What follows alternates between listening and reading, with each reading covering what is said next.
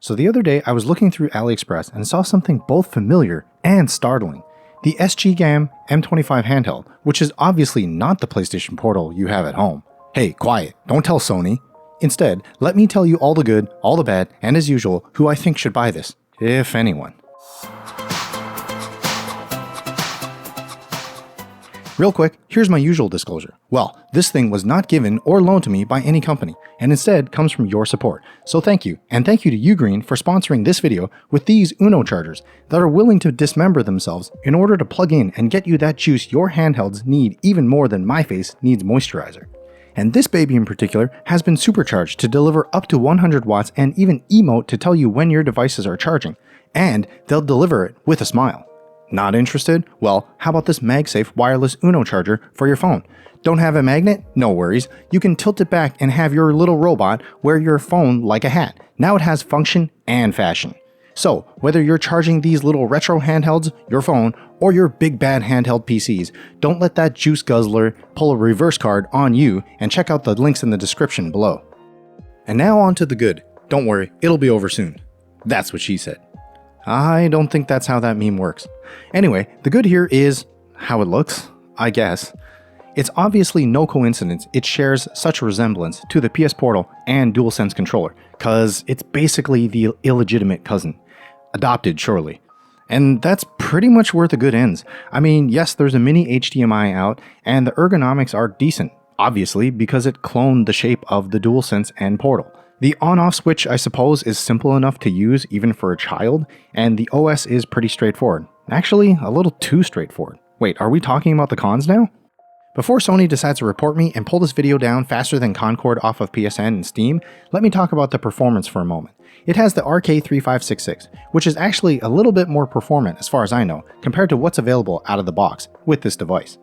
Meaning, basically everything that you get on this no-name microSD card will play at what seems to be full speed pretty well.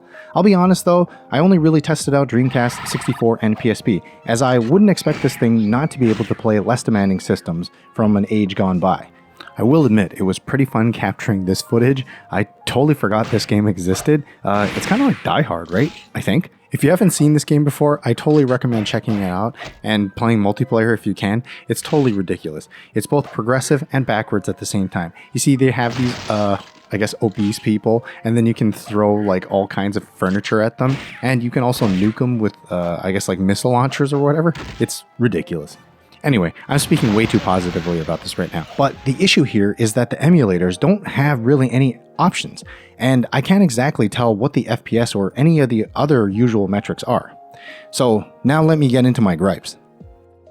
Did you skip ahead to this section? Great, because that's what I would do too.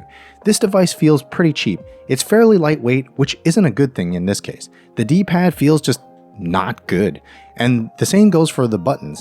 The triggers also occasionally catch on the housing, and I'm pretty sure that they're linear. That's a feature, not a bug.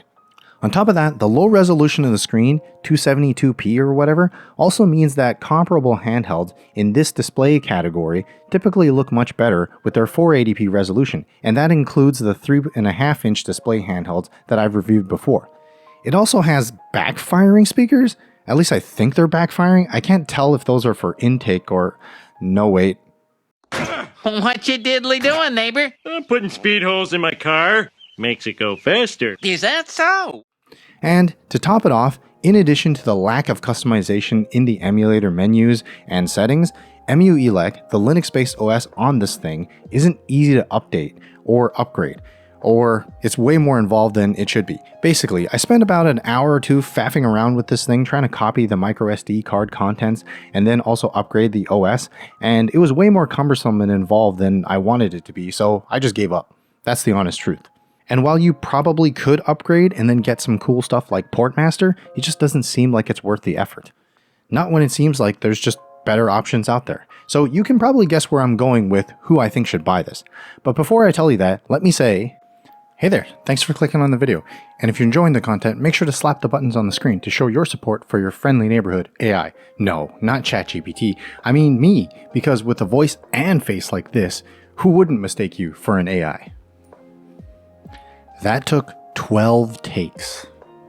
And for the price I got for this thing, which was about 85 bucks, there are so many other better performing and maybe even better looking handhelds out there. And if anything, I think the only thing that is the saving grace for this is the mini HDMI, which really isn't saying much, and it's definitely not enough to justify the price. So who is this for? Well, I'd say it's really only for people who want to leave this on their coffee table as a conversation piece. So do yourself a favor and check out the other reviews on this channel next. GG.